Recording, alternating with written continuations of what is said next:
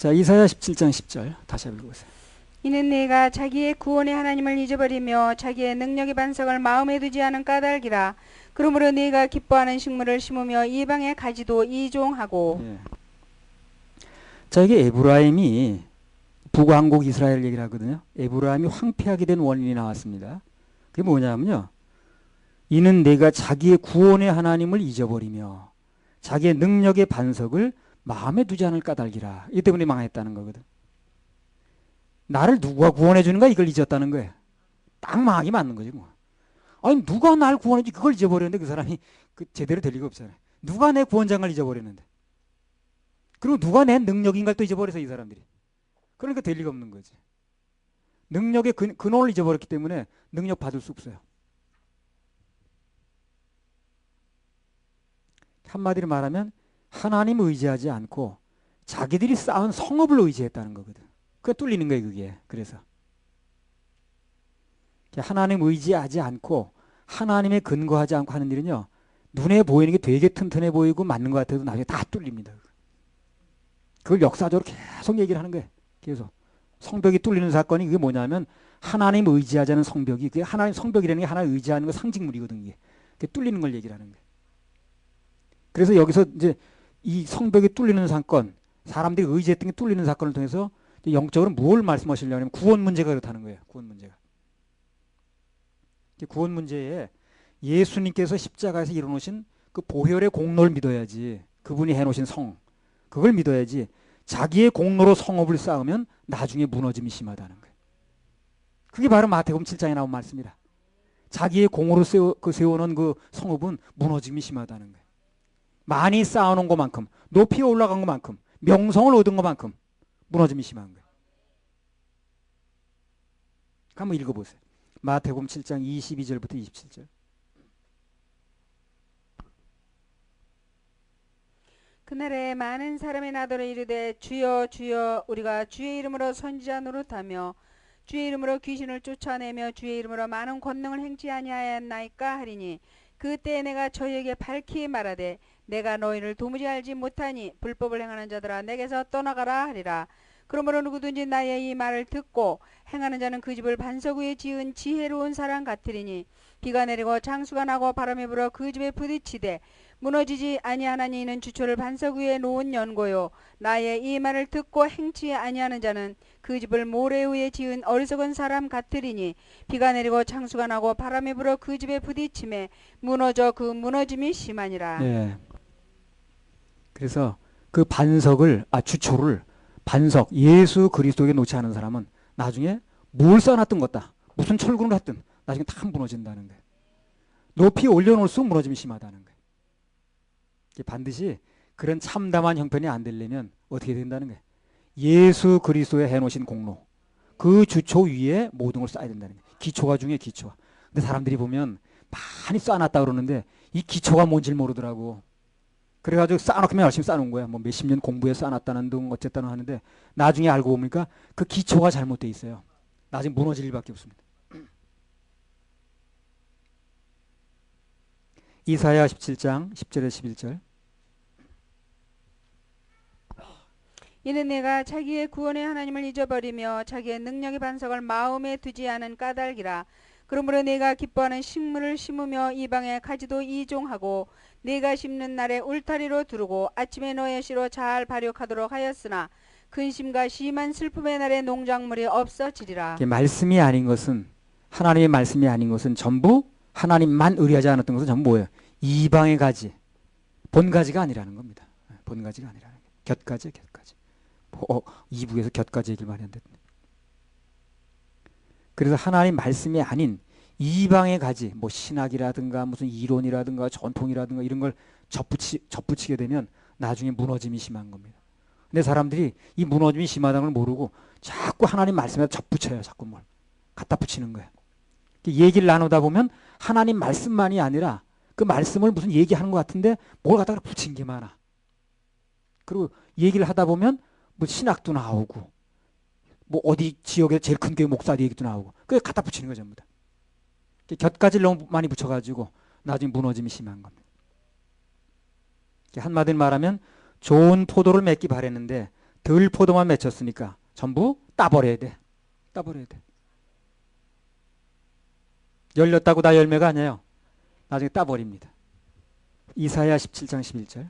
네가 심는 날에 울타리로 두르고 아침에 너의 씨로 잘 발육하도록 하였으나 근심과 심한 슬픔의 날에 농작물이 없어지리라. 예, 그래서 말씀이 아닌 것으로 예수 그리스도란 반석에 기초하지 않은 것으로 심게 되면 나중에 천국 갈 열매, 수확이 없는 거예요. 그 천국의 열매가 납니다. 우리 자신이 열매인 거예요. 그게 없는 거예요. 전부 열매가 아니다 보니까, 알곡이 아니다 보니까 반대가 뭐 쭉정이죠. 쭉정이 어디 간다 그랬어요? 불 속에 집어넣는다 그랬죠. 불 속이 어딥니까 그게? 그게 지옥이에요. 근데 그 쭉정이가 누군지 몰라. 불 속에 들어가는 쭉정이가 누군지 모른다고. 그게 나라는 걸 알아야 돼요. 본인이라는 걸. 그 모래주머니 결국 얼마나 던졌느냐가 중요한 게 아니라 그랬잖아요. 정신없이 던졌어도 결국 최후에는 바구니에 몇 개 담겼느냐만 잰다고 그러잖아요. 그 던진 숫자를 얘기하는 게 던져가 땅바닥에 줄벽에 떨어졌어도 그걸 세는 게 아니에요. 바구니에 들어간 숫자만 셉니다. 그 시골 운동회 때 그거 나중에 하나하나 드러내면 그냥 전체가 천군이 다 세죠. 천군 드러내야 돼. 천군이 하나도 다 세죠. 하나 둘 백군 셀 때 받고 그래서 해보니까 나중에 두 개가 모자라 그러면 천군 승리 그러잖아요. 바구니에 얼마나 넣었느냐가 중요하지 땅바닥에 질비하게 떨어진 건 소용없는 거예요. 그게. 끝까지 어쩐지 말씀드렸잖아요. 끝까지 남은 가지 몇 개 남은 그 열매 그걸 써먹는 거지 낙과를 써먹는 게 아니라. 이사야 17장 12절. 슬프다. 많은 민족이 소동하였으되 바다 파도에 뛰노는 소리같이 그들이 소동하였고 열방이 충돌하였으되 큰 물에 몰려옴같이 그들도 충돌하였도다. 예, 여기 이제 이스라엘 나라를 침공하기 위해서 밀려오는 열국을 하나님께서 큰 물결에 비유하셨습니다. 예. 많은 민족이 소동했다고 그랬는데 뭐냐 왜 그러냐면 이스라엘을 그 침공하러 오는 그 아수르 군대가 여러 나라에서 모인 연합군이에요. 여러 많은 모이로 이제 많은 무리로 구성돼서 그런 표현을 쓰는 게. 언제나 보면 하나님 백성들은 꼭 수적으로 열세더라고. 예. 적군보다 하나님 백성이 더 많은 적은 없었어. 항상 수적으로 열세야. 그래 하나님 일을 하시는 거예요. 그렇죠. 적군에 비해서 하나님 백성 더 많은 적은 별로 없었죠. 다 적군이 뭐 이렇게 뭐 100만 대군이 몰려왔는데 우리는 미약해서 주만 바라본다는 등 왜 숫자가 많으면 떨어내야 돼 또. 기도원 때 보니까 그 해변에 모래 갖고 많고 상대는 우리는 300명밖에 안 되고 이렇게 하여튼 하나님 일하실 조건을 만들어요. 하나님은 당신의 싸움을 절대 숫자에 의해서 하지 않는다는 겁니다. 그래도 하나님 반드시 승리합니다. 사무엘상 14장 6절. 나단이 자기 병기 든 소년에게 이르되 우리가 이 할례 없는 자들의 부대에게로 건너가자. 여호와께서 우리를 위하여 일하실까 하노라. 여호와의 구원은 사람의 많고 적음에 달리지 아니하였느니라. 그래요. 하나님의 구원은 사람이 많고 적고 달리지 않았어요. 관계없다는 거예요. 한 명이든 두 명이든 분명하게 당신을 믿어드리는 사람 앞에서 역사를 합니다. 그게 중요한 거예요. 몇 명이냐가 중요한 게 아니라고. 분명하게 믿어드리는 사람이 여호수아 갈렙 두 명만 있으면 그 두 명을 놓고 역사하시는 거예요. 그래서 있는 자 많은 자 가진 자를 부끄럽게 하는 겁니다. 사무엘상 17장 47절. 또 여호와의 구원하심에 칼과 창이 있지 아니함을 이 무리로 알게 하리라. 전쟁은 여호와께 속한 것인즉 그가 너희를 우리 손에 붙이시리라. 그래, 여호와의 구원하심은 칼과 창이라든가 무기가 얼마나 많으냐 얼마나 최신식이냐 여기에 달리지 않았다는 거예요. 하나님은요 더 좋은 무기가 있어요.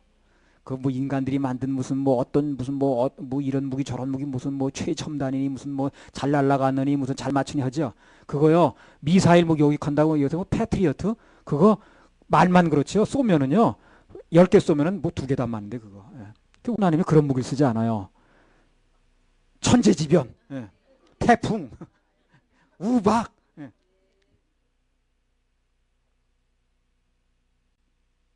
역대하 20장 15절. 야하시엘이 가라되 온 유다와 예루살렘 거민과 여호사밧 왕이여 들을지어다. 여호와께서 너에게 말씀하시기를 이 큰 무리로 인하여 두려워하거나 놀라지 말라. 이 전쟁이 너에게 속한 것이 아니와 하나님께 속한 것이니라. 상대방 무리는 큰 무리라는 거죠. 바꿔 말하면 우리 무리는 작다는 거죠. 근데 걱정하지 말라 그랬죠. 무슨 말입니까? 숫자 있지 않다는 거지 뭘 그래. 하나님의 말씀은 하나님의 승리는 하나님이 하시는 전쟁은 숫자에 구애받지 않는다는 겁니다. 그걸 말씀하시는 거예요. 정말 믿어지는 사람, 정말 하나님의 능력을 간절히 바라고 믿어지는 사람, 그 사람 몇 명이든 그 앞에서 하나님 역사를 하시는 거예요. 이사야 17장 13절. 열방이 충돌하기를 많은 물에 몰려옴과 같이 하나 주께서 그들을 꾸짖으시리니 그들이 멀리 도망함이 산의 겨가 바람 앞에 흩어짐 같겠고 폭풍 앞에 떠도는 티끌 같을 것이라. 예, 여기 열방이 이스라엘을 향하여 큰 파도같이 밀려오지만 그러나 하나님께서는 당신의 백성을 어떻게 보호하실 것인가. 이 본문에 의하면 뭐라고 그랬습니까?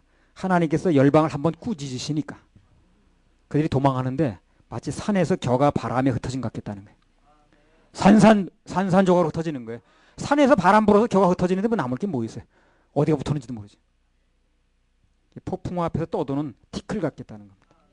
이 사건이요 비슷한 게 열왕기하 19장에 자세히 나옵니다. 한번 읽어보겠습니다. 열왕기하 19장 32절부터 37절.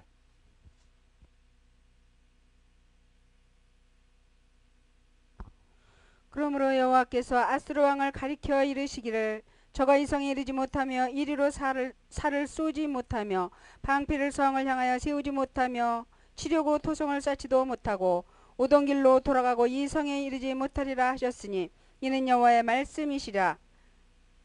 내가 나와 나의 종 다윗을 위하여 이 성을 보호하여 구원하리라 하셨나이다 하였더라. 이 밤에 여호와의 사자가 나와서 아수르 진에서 군사 18만 5천을 친지라.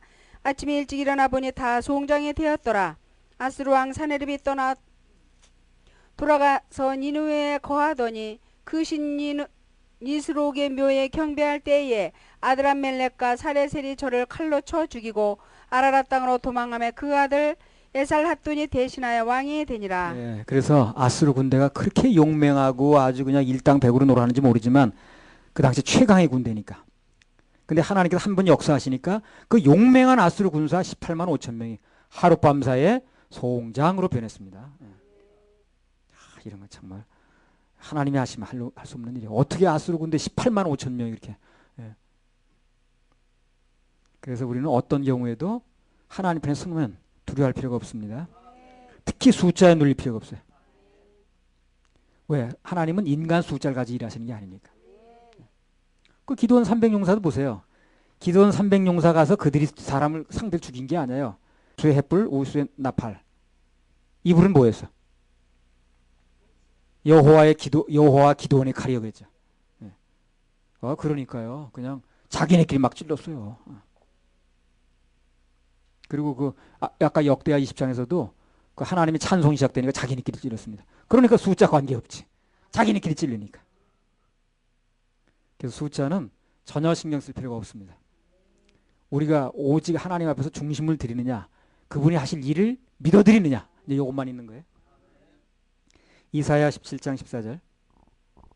보라, 저녁에 두려움을 당하고 아침 전에 그들이 없어졌나니 이는 우리를 노력한 자의 분깃이요 우리를 강탈한 자의 보응이니라. 예.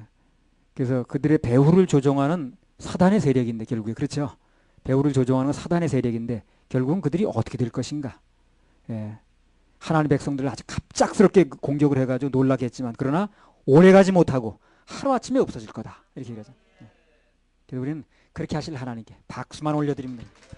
박수. 마가복음 4장 36절에 39절.